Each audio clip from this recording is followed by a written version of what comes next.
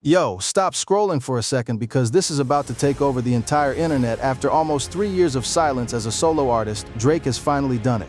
The official release date for Iceman is locked in, May 15, 2026. And the second that date hit the timeline, everything changed. Fans went crazy, timelines exploded, and suddenly the conversation around hip-hop shifted back to one name. But here's the part nobody is saying out loud.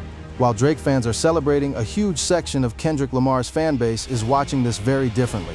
Not excited, not relaxed, but tense. Because this album isn't just another drop.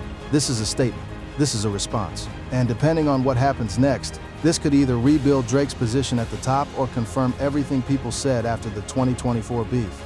Let's set the context properly because numbers don't lie. It has been 928 days since Drake dropped a solo studio album.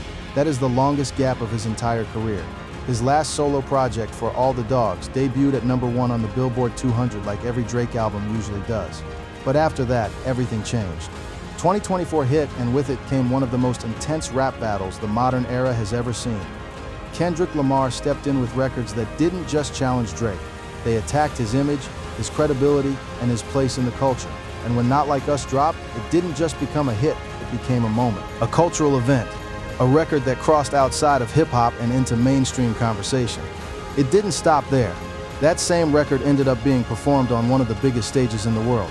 The Super Bowl, putting the narrative in front of millions of people who don't even follow rap closely. From the outside looking in, it felt like the verdict was already decided. Kendrick won, Drake lost. End of story, except Drake didn't accept that. Instead of disappearing, instead of taking a long break and waiting for things to cool down, he did something different. He went quiet, but not inactive. He went back to work, back to the studio, back to Toronto, and slowly the name Iceman started appearing. At first it felt like a rumor, then a hint, then a pattern, and eventually it became clear. This wasn't just another project, this was a calculated return. During a live stream conversation with Aiden Ross, Drake mentioned staying up all night recording for Iceman. That detail matters because it tells you about the mindset. This isn't casual, this isn't let me drop something for the fans. This is obsession, this is focus. And when Aiden Ross later claimed that he had already heard the album and called it great, it only added more fuel to the anticipation. But even with all that buildup, nobody was ready for how Drake decided to reveal the release date, because this might be one of the wildest album rollouts hip-hop has ever seen. On April 20th, 2026, right in downtown Toronto, Drake installed a massive 25-foot ice sculpture outside the Bond Place Hotel. Not a poster, not a billboard, an actual block of ice. And inside that ice was a waterproof bag. And inside that bag, the Iceman release date, that's it. No simple announcement, no Instagram caption. He literally hid the date inside ice and told the world to come find it.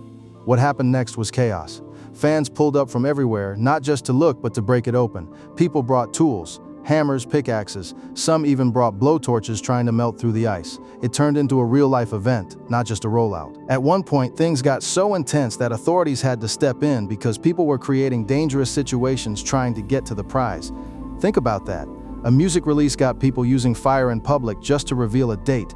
That's not marketing, that's cultural control. And then came the moment that pushed it even further. A streamer named Kishka, who had been documenting the entire process live, finally managed to break through. He pulled out the bag, took it to Drake's mansion, famously known as the Embassy, and opened it on stream. Layer after layer of protection came off until finally the date was revealed, May 15th. The reaction instant, millions of views, clips everywhere, social media flooded. And to top it off, Drake's team rewarded the moment by handing Kishka a stack of cash, all hundreds, right there on camera. Drake himself was seen in the background casually watching it all unfold. Now, here's the real question. Who else is doing rollouts like this right now? Because when you compare that level of creativity to standard album announcements, it's not even close.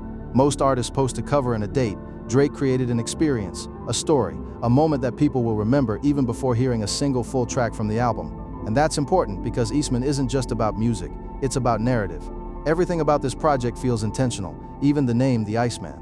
A reference often linked to cold precision, control, and composure under pressure. The idea of someone who doesn't react emotionally, someone who calculates, waits, and then moves at the perfect moment. That image matters, especially after the chaos of the 2024 beef. Because if Drake is positioning himself as the Iceman, he's telling you something without saying it directly. He's saying he didn't panic, he didn't fold, he absorbed everything, the criticism, the attacks, the public opinion, and now he's responding on his terms. And the music we've heard so far supports that idea. The first major single, What Did I Miss, immediately got attention for its tone. Instead of ignoring what happened, Drake addresses it head-on. He talks about loyalty, about people switching sides, about how certain relationships changed when the pressure increased. It's not loud aggression, it's controlled frustration, the kind that feels more calculated than emotional. Then came Which One featuring Central C, which debuted during a live stream that felt more like a short film than a music preview.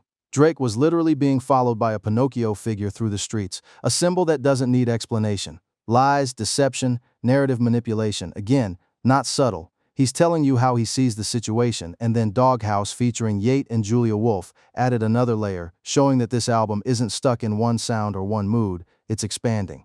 The rumored features only make things more interesting. Names like 21 Savage, Young Thug, Party Next Door, and Cash Cobain are all being discussed. And if even half of those land, it means Drake is stacking this project with strategic collaborations. Production-wise, he's working with people who know how to shape his sound. Boy One Day, Tay Keith OSE, but also bringing in newer influences. That combination usually signals evolution, not a repeat, not a safe play. And that's exactly what this album needs to be, because Iceman isn't dropping in a neutral environment. It's dropping under pressure. It's dropping after one of the biggest public challenges of Drake's career. It's dropping while the conversation around him is still divided. And maybe most importantly, it's dropping while people are still watching closely, waiting to see what he does next. This isn't background music. This is a moment. And the way it's been built, the way it's been teased, the way it's been positioned, everything points to one thing. Drake isn't just coming back, he's trying to take control of the narrative again. Now here's where things really start to heat up, because the moment Drake confirmed May 15th as the official release date for Iceman,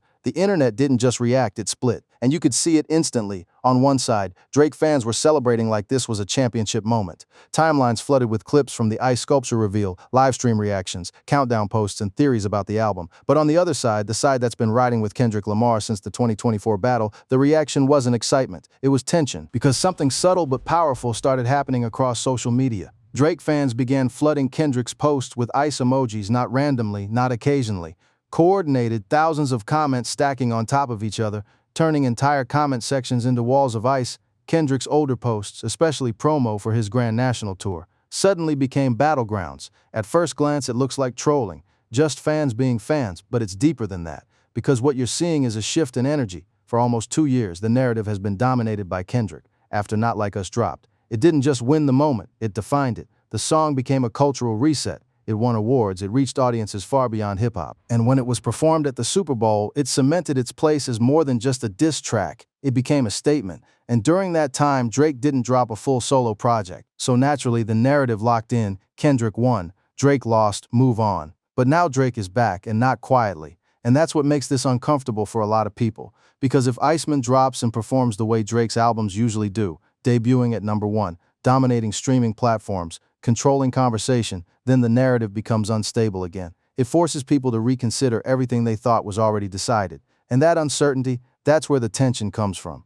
Even J. Cole touched on this recently, explaining how the Drake versus Kendrick situation shifted fan culture into something closer to politics. Not just preference, but alignment. You're either on one side or the other, and once that happens, it's no longer just about music. It becomes identity. So when Drake announces Iceman and the rollout explodes the way it did, it's not just an album announcement, it's a signal, a reminder that he's still in the game and still capable of taking over the conversation. And then came the moment that pushed everything into chaos. The fireman rumor right after Drake's ice sculpture reveal went viral. A post started spreading online claiming that Kendrick Lamar was about to drop an album called Fireman on the exact same day, May 15th, Fire vs. Ice. Compton vs. Toronto, round 2. Within hours, the rumor took over. Fans on both sides reacted instantly. Drake fans called it a desperate move, Kendrick fans split, some were hyped at the idea of a direct clash. Others were questioning where the information even came from. Debates exploded, timelines turned into arguments. People started preparing for a second battle that hadn't even been confirmed, and here's the key detail.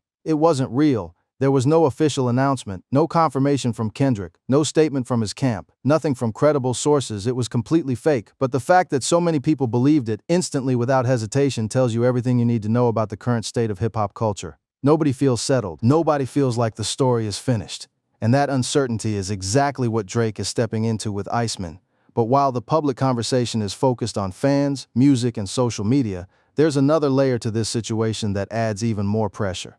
The legal battle, because at the same time, Drake is rolling out one of the most creative album campaigns we've seen in years. He's also dealing with a serious situation involving Universal Music Group.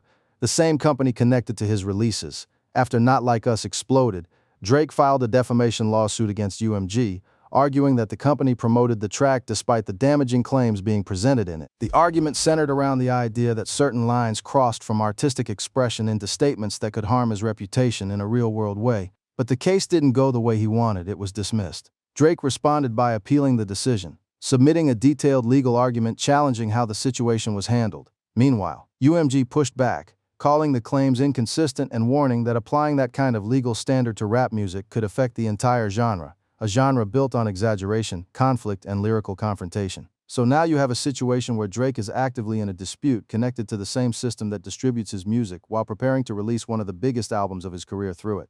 That's not normal. That's pressure from every direction. And it raises a bigger question.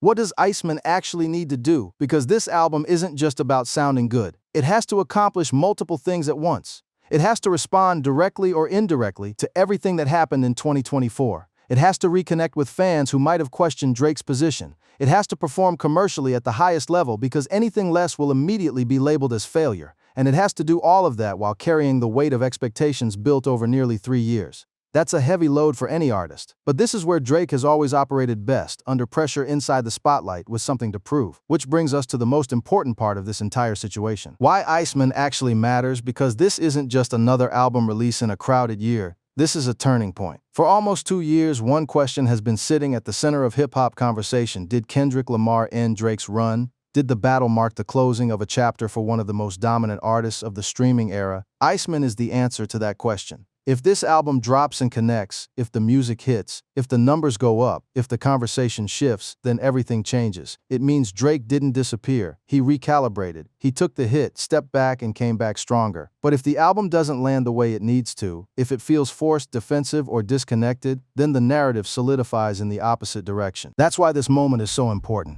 Because it's not just about what Drake says. It's about how the culture responds. And here's something that often gets overlooked. Even after everything that happened, even after the biggest diss track moment in recent history, Drake still managed to place a track like What Did I Miss into major chart positions. That tells you something important. The attention never left. The audience never fully moved on. Whether people support him or criticize him, they're still watching, still listening, still reacting. And that kind of attention is power. So when Iceman drops on May 15th, it won't just be another Friday release, it will be an event. Every track will be analyzed, every lyric will be broken down, every feature will be discussed. People will be listening not just for sound but for meaning, for responses, for clues about how Drake sees everything that's happened. Because at the end of the day, this album is more than music. It's a message about where Drake stands, a message about how he handled the biggest challenge of his career, and a message about whether he's still capable of controlling the direction of hip-hop conversation in 2026. So here's what you need to do before that date hits.